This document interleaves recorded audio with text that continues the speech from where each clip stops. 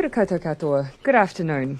I'm joined by the Minister for Sport, Grant Robertson, to celebrate New Zealand's incredible success at the Commonwealth Games. First to the week ahead. This week I am in Wellington on Tuesday and Wednesday for the House. On Tuesday we welcome the United States Deputy Secretary of State, Wendy Sherman. I'll have the opportunity to meet with Ms Sherman, and Ministers Nash and McAnulty will sign memorandums of understanding in the areas of space cooperation and emergency management. On Thursday, I'll make a regional visit with a focus on infrastructure and economic recovery. On Friday, I'm in Auckland for a series of meetings and visits. Today, I want to acknowledge our 233 New Zealand athletes as they take part in their final day of competition at the Commonwealth Games in Birmingham. We are undoubtedly a country that sources an enormous amount of pride from the performance and conduct of our sports people, and these games have been no different. What also makes me proud is the diversity of the team. It includes the highest female representation to date, 53%. 20% of the team is Māori, and we have strong Pacific numbers too. Para-athletes and non-disabled athletes are once again competing side by side at the Games, with the largest ever para program. In Birmingham 2022, with 4,500 athletes from 72 nations and territories for 11 days of spectacular sport, is this year making global sport history by becoming the first ever major multi-sport event to award more medals to women than men.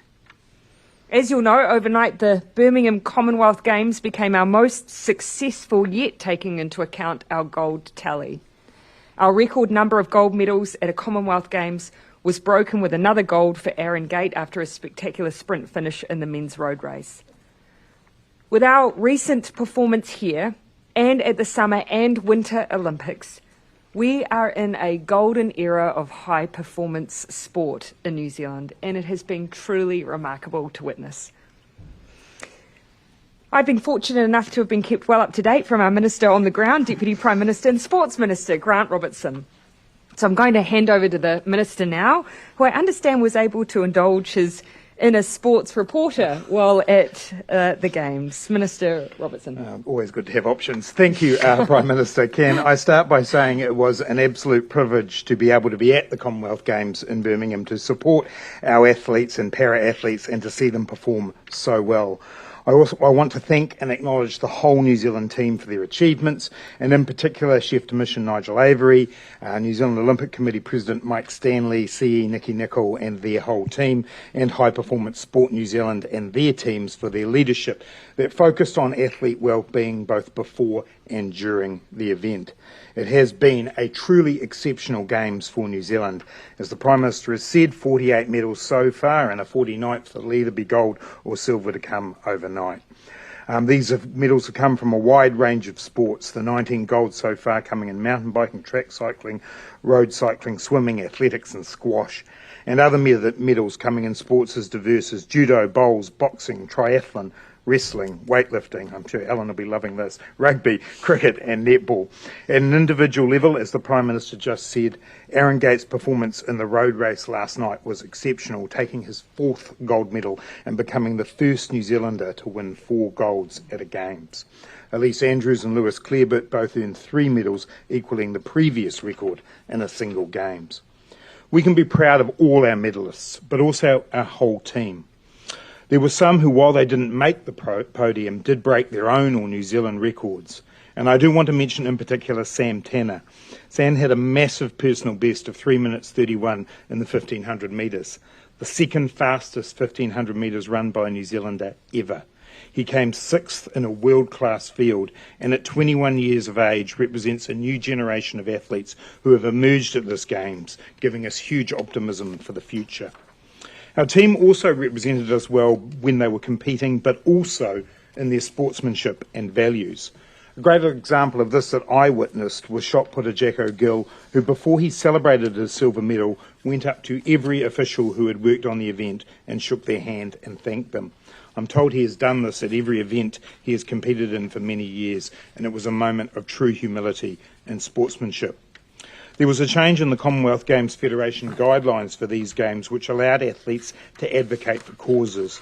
And I want to highlight our gold medal winning mountain biker Sam Gaze and his advocacy for mental health. He said before the Games that he would be racing for mental health awareness, and he wore the green ribbon at his podium event. It is great for athletes to have the ability to advocate for causes that are important to them, and I want to applaud Sam for doing so at these Games. There are still a few hours to go in the Games, so the best of luck to all our athletes who will be performing overnight, and to all of the New Zealand team. Well done. Every one of you has made New Zealand proud. Prime Minister. Thank you, Minister. We've, as the Minister has said, seen exceptional performances across the board. And there have been many memorable moments. I'm sure these will be shared in October when New Zealand team athletes from the Tokyo Olympic Games, Beijing Olympic Games and Birmingham Commonwealth Games will join together for a celebration. This will be led by the New Zealand Olympic Committee, and I understand they'll release more details tomorrow morning. But ahead of that, I can share today that some of our athletes will be warmly welcomed home this Thursday, the 11th of August at Auckland Airport. The New Zealand Olympic Committee tells me the public is welcome to meet our returning athletes at the Auckland Airport International Arrivals Hall as they come off their 11:20 a.m. and 12:20 p.m. flights. And that again is this Thursday at the Auckland International Arrivals Hall. Team New Zealand, you've made us proud and we can't wait to welcome you home. We're happy to take questions. Mr Robertson, Sports Minister. Barry, welcome. Well, thank you. I don't want to be a dippy downer, but there was... Go for your life, though, Barry. Welcome. There were complaints in Birmingham that if you look at the comparison between the Australia swim team and the New Zealand swim team, they get about $30 million, whereas we're lucky to scratch up $1 million. Will that sort of thing be looked at? Yeah, so recently, Barry, we have re-looked at the funding for high performance sport New Zealand, and actually that's partly what led to an increase in funding for swimming. So swimming was being funded, I think, around about $750,000 and now is just over $1 million for this part of its high performance program. What we've done is looked not just at the previous criteria we've had, which has largely been based on previous medal-winning performance. We've added in what's called an aspiration fund now for sports that perhaps haven't won so many medals, but we think there are good prospects for the future, and swimming has been a recipient of that additional funding. We made a decision, or High Performance Sport New Zealand made a decision to give certainty through to the Paris Games in 2024, so we've now set that funding. But we always continue to look for opportunities to support individual athletes who are on a particular program or their coaches, and I'm sure after the performances at this Games, some of that will be reviewed heading into Paris. Prime Minister, under the government, have young people on the job seeker benefit been given a free ride? Absolutely not. And I think any suggestion of that does a disservice to our young people. You know, we have seen that, yes, when we have hard economic times, it is often those areas where our young people are employed that bear the brunt of that. But we've also seen record exits into work. And our young people have been, for instance, in large numbers coming through programs like Mana and Mahi, have come through He Poutama Rangatahi, programs designed to support our young people into work, and they have been taking those opportunities. If I may, just last week I was visiting a work site where there were a number of young people who through Mana and Mahi have been placed in employment, and we see roughly 90% of those who are part of Mana and Mahi generally staying in work. You know, this to me is an example of young people taking up those opportunities and that extra support making a difference. How would you describe National's proposed policy changes to job seeker benefits for young people?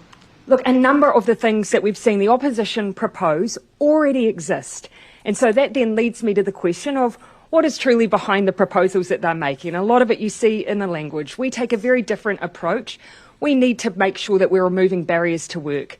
For a large number of our young people, it may be, for instance, access to skills and training, basic things like driver licensing. Those are all things that we have put in place alongside more case management to support young people into work. I'd rather focus on tangible things that make a difference on the ground rather than the rhetoric and the politicking. $1,000 bonus though, that's tangible. And again, in Mana and Mahi, we already have incentive payments for those who are accessing the program and staying in work to support their long-term connection to work. Again, as I've said, A number of the things that have been proposed are already in place. What is different is the way that we choose to talk about our young people, their potential, and the motivation I see to get into long-term work. What do the mana and mahi incentive payments, what do they add up to? They're, in my recollection is that they are actually higher than that rate, depending on the length of time that you've been in the roles. I'm happy to go away and double check. Just on the mana and mahi Yeah, go ahead. program, the most up-to-date MSD figures that we have show just 14% of mana and mahi participants were on a benefit longer than 12 months. So can you really say that that program is getting people off welfare and into meaningful work? 60% of those who are placed through mana and mahi are young people. 90% of them are staying, overall, of those who are coming through mana and mahi are staying off benefits. Keep in mind, the majority of our young people who are currently on job seeker have been for less than 12 months. So it would naturally follow that you see a higher proportion of them coming through those programs. But just to give you an example, a while ago I used to receive regular case studies when we first started mana and mahi because I wanted to see how it was performing in the real world. And I remember seeing the case of a young person who had been on government support for a longer period of time because of mental health issues. Mana and mahi had helped support them into a work opportunity that was accompanied by training, and the extra support that was wrapped around that young person had meant that they had stayed in work and for the first time felt like that was going to be a job placement that would stick. You know, I've seen meaningful outcomes from these programs because they are intensive and they are making a difference. So there's been some success in the programs you have running, but is there anything more you could do in terms of targeted support for young people who've been on a benefit for more than a year, like job coaches? You know, so we already have, for instance, in our youth services, those kinds of initiatives already. Things like driver licensing for roughly 70% of entrant-level jobs, often requiring driver licensing. And many of our young people will not, for a range of reasons, have access to driver licensing, often because of the barrier financially to do so and the extra support of, for instance, driver training. So in the last budget, we put additional funding in to support access to driver's licensing, and we know that is making a difference as well. I think probably one of the things that we need to keep doing is making sure that employers know that there are strong incentives in place through mana and mahi, which financially supports the employer, and through flexi wage, where roughly a third of our participants are young people. Those financial incentives, I think, help encourage our employers to come through MSD to work with us to place young people and get a bit of extra support while they do. Those are the kinds of, I think, initiatives that will continue to make a difference. Prime Minister, with all this talk of the golden era of New Zealand sport, Yes. what, in your opinion, is the matter with the All Blacks? Minister. Yes, I thought that might come to me. As you know, Ben, one of the things about... You took joy in asking that question. I heard it in your tone. Yeah, I was going to say, as you know, Ben, there's swings and roundabouts when it comes to performance of international rugby teams. No, look, the Minister of Sport, or the Prime Minister for that matter, doesn't get into the business of commenting specifically. I think all Black fans would be wishing that the All Blacks are performing better than they are now, and we'll all be hoping for a better result next weekend. Can I ask that instead, with my Jason Wolves waist watch hat on, would you ensure that no public money goes to paying out sacked coaches? Oh, look, the All Blacks, the funding model for the All Blacks is that very little government money goes to the All Blacks per se. The funding that does go from the government to New Zealand rugby is largely aimed at grassroots rugby, also supporting the development of women's rugby. So that's simply not the financial model that applies. Bernard. Oh, sorry. Bernard. Prime Minister, what's your view of China's live firing in the Taiwan Strait and various other measures to protest Nancy Pelosi's? You will have seen that the conclusion of a number of international engagements that the Minister of Foreign Affairs has recently engaged in, the release of her statement, which I'll restate again here. New Zealand continues to stand by our long-standing One China policy. But we have, of course, expressed, as have many others, a concern around the escalation that we've seen, the use of ballistics and the increasing tension around the Taiwan Strait. We, again, as others have done so, call for diplomacy and dialogue and a complete focus on de-escalation. It is in no one's interest to see that escalation continue. former Prime Minister John Key said that Nancy Pelosi had been provocative. What's your view on whether this was something that could have been avoided by her not going? Yeah, and here I see no added value in entering into a space where we commentate on the diplomacy of others. Don't think New Zealand would particularly appreciate that if that occurred for us in our decision making and our execution of our independent foreign policy. But again, where we are very firm is that dialogue and diplomacy at this point in time in our minds is key. We have not changed our long-standing one China policy. But within that, of course, we are calling on all parties for a de-escalation. So what would you think of David Seymour going to Taiwan, and does anyone in the government plan on visiting? I think as we were traversing last week, it's been since the late 1990s since you will have seen what I would describe as as what might be considered a senior government member on a visit. New Zealand, of course, engages with Taiwan economically through, for instance, existing fora like APEC and so on, and will continue to do so. But it's been a number of decades since you will have seen a high-level visit of that nature.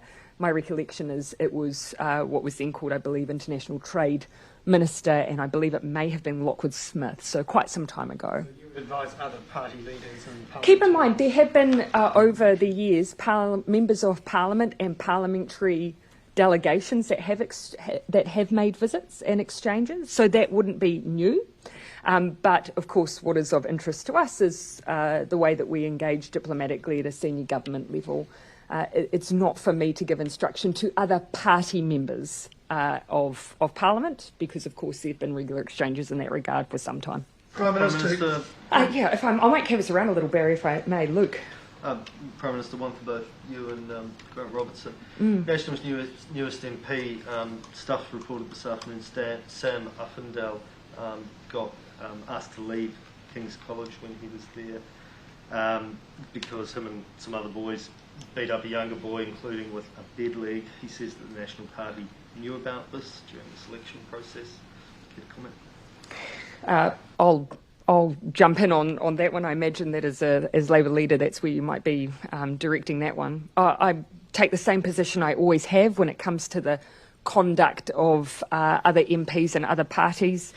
Ultimately, the conduct of candidates or indeed members of Parliament will be for the party's leader, and in this case, obviously, Christopher Luxon.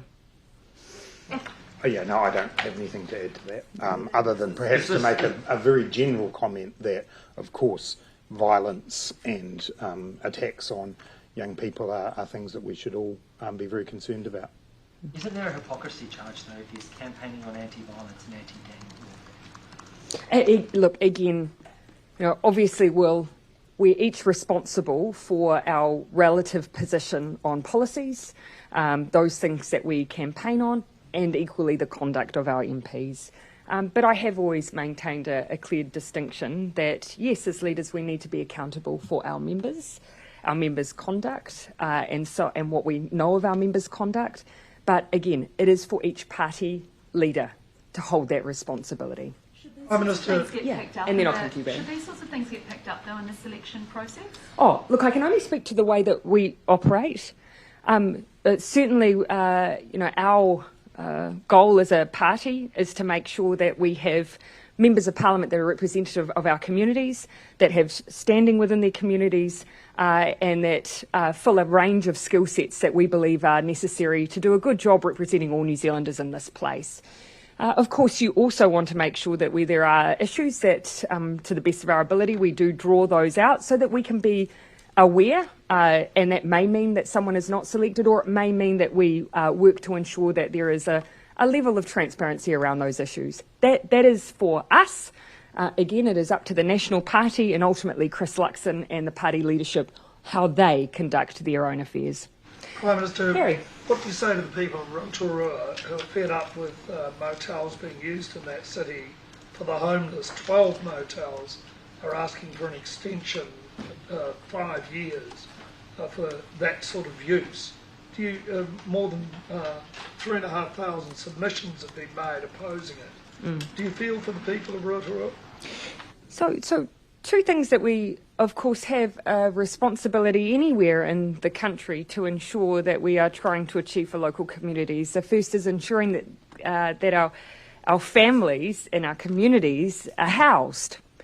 And we know that in Rotorua, that's an example of where we've had a region where there's been a significant surge in demand for housing, and there hasn't been the level of social and public housing to meet that need.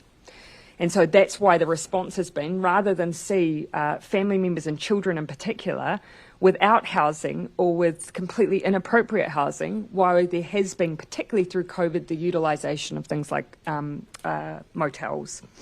I know there's been concern locally over whether or not there have been people coming in to Rotorua in order to access that. I know some work was done to try and understand if that was the case, and my recollection is that the vast majority, roughly 85%, either hail from Rotorua or have connection to the area and region. When it comes to contracts in the future, there's a part to play and roles for a range of different players on that, so it's not just a question for central government over those contracts and so on. But what we do know is that we have to prepare ourselves for the fact that as tourism returns, there will be interest for some of those operators to go back to their primary purpose. So that's why you've seen things like our Housing Acceleration Fund, which is seeking in Rotorua to see about an extra 3,000 houses provided. That's why we're focusing on increasing the supply in regions like that. Minister, just on dental care, why isn't dental care accessible to every Kiwi living here in New Zealand? We know that we have a large amount of demand in our health services. We've been working very hard, for instance, to increase things like Pharmac funding. We've done that by over 40% now. We know that we need to ensure that we have greater access to primary health care, mental health care. There is also need in dental. Where we made a pledge at the election that we would increase our support was, for instance, on dental grants through the Ministry of Social Development. We've done that. It's gone from $300 to $1,000, kicking in December.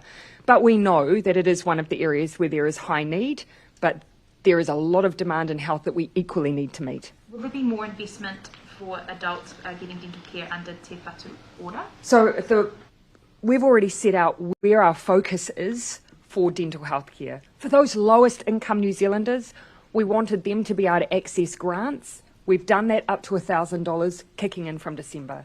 We also know that actually fluoridation makes the biggest difference for young people and teenage, for instance, going into the future and then their oral health care. We've made changes to ensure that there is a health-based approach through the Director General on that issue.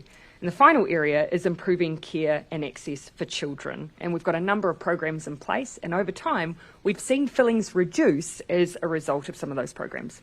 Prime Minister, the Auditor General's made a submission to the Finance and Expenditure Select Committee on the Water Services Entities Bill, and raises very serious concerns around accountability, transparency, lack of local engagement, and a concern that the office itself will not be able to audit those new entities as effectively as it can local authorities. I mean, is there still room for change to that model?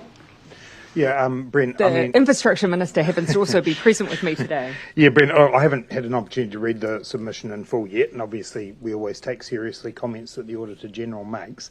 The comments that he appears to be making based on the news story I read on it is around effectively accountability arrangements. Of course, we'll take a look at his suggestions there. Obviously, when we're moving from a situation where you have up to 70 local authorities involved in the provision of water services, and you're bringing it down into 4 entities, that will mean significant change in the kind of accountability arrangements. But our goal is still that those entities are accountable to their communities. We will have that via the representative groups that appoint members of their board, that also set their performance expectations documents, and no doubt all of those local authorities involved in that will have some considerable say and influence. So, we'll look at a way of doing that, but at the overall premise that this is taking away from communities, we obviously disagree with that, because they still are the ultimate owners of these assets. Prime Minister, Adam? Yes, that's the one. Not wanting to take away of the achievements from our athletes, do you think it's appropriate to call or to say that we're in this golden era of high performance sport, given the conversation we had about the quality of high performance sport following Olivia Popple's tragic passing? Look, I think the Prime Minister is reflecting what has been exceptional performances over the course of Tokyo, Beijing and then here. That's not to say everything's perfect in the world of high performance sport, and we have to continue to put a focus on athlete well-being. There are clear recommendations from the review that has been done, the independent review. Both Cycling New Zealand and High Performance Sport New Zealand have committed to implementing those recommendations, and we take them very, very seriously. What we're celebrating today is the performance of the athletes, many of whom from that cycling program, many of whom who were friends of Olivia Podmore. And I think today is a good day to celebrate that success, and then we'll build on that. And as I noted at the beginning of my comments, one of the things I was really impressed about when I was in Birmingham was seeing the way that athlete well-being was absolutely at the centre of the way the team came together. And I think that's something really positive to take forward. I don't for a moment wish to diminish the experience of any athlete or their family members within any of the organisations and any of the process that's underway with those organisations. As the Minister has said, what we're seeking to do here today is acknowledge the individual sporting performances within the Games and the outcomes that they've delivered. I don't think that for a moment takes away from where we know we need to continue to do work to support our athletes in all codes. One thing that might be of interest is when I was in Birmingham, I met with a number of people from sporting bodies around the world, including my UK ministerial counterpart, and they had just had a release of a high-performance sport review. It happened to be into gymnastics in their case, and it did indicate that there are issues around the world around athlete well-being, around the way that high-performance programs are run, and so New Zealand's not alone in this. We're taking the recommendations of that review and others very seriously and starting to see some positive change, but we've got to keep following through on it. Just on another matter, reading about Sam Uffindale's link to bullying, has that thrown up any memories of bullying that you two have endured in your youth? I certainly over the years witnessed bullying. I don't consider myself to have had the extreme circumstances that I've either witnessed, heard or seen. I was a Board of Trustees representative at my school, on my school board, where our school was a little bit different, and I was on the suspension committee. And I saw some pretty difficult circumstances brought before that board. And there's no question, some of our young people in school have a horrific experience. I think everyone through the education system will have either witnessed or potentially experienced that themselves, and we have, I think, as political leaders, a duty of care to try and ensure that our young people today, where we know actually there are some, particularly our rainbow community, who have a particularly difficult experience in their younger years. We see that in their self-harm statistics, we see it in the mental health statistics, to do everything we can to make sure that our education system is better than it was when they experienced it. Yeah, and from my perspective, I think I was probably the victim of low-level bullying when I was a younger person. There is a spectrum here, isn't there, between low-level bullying and assault, and I certainly wasn't the victim of that. Minister, can I ask you about Wendy Sherman's visit tomorrow? Yeah, absolutely. She's announced in Tonga that she's intending to invite Pacific nations to a summit at the White House, or maybe the President has an invitation, she's just relayed it. Is New Zealand going to go to that in September? And what will your message to her be tomorrow when you meet? Yeah, so look, some commentary I'll leave till tomorrow if I may. But I think what will be useful for us tomorrow is, yes, undoubtedly we'll engage on the current circumstances we find in our region, current tensions and escalation in the wider region, but also will be a chance to reflect on some of the recent engagements that the United States has been having in the Pacific and our own reflections on our region. We've been really consistent, though. Our view is that the United States, there has been a period where some of the engagement has fluctuated. We see a really clear commitment through the current administration. We'll be calling for that to be consistent and that ongoing engagement for the benefit of our wider region. Do you see the response now? We've got a couple of tours coming around and now this summit to have been commensurate with the charge that the United States has been neglectful in the Pacific? Yeah, our consistent message has been the Pacific is really clear on its priorities. So that's a starting point for engagement. And those priorities include, for instance, climate adaptation and mitigation. It also includes issues that are considered of regional security, such as the protection of major income and protein sources, fishing. The Blue Pacific is a region where, it's very difficult to ensure ongoing rigorous surveillance, and yet fishing presents one of the most significant income sources for many of our neighbours, and yet is also the subject of illegal fishing. And so here we've seen engagement on the likes of the tuna treaty that's been really important to the region, but ongoing support around maritime surveillance and wider security there, I think, is another example of a priority. I might just to finish, the Mana and Mahi has a $3,000 incentive payment that is able to be accessed over the course of 52 weeks and up to as many as 3 payments. All right, I think we'll finish there. Thanks, everyone.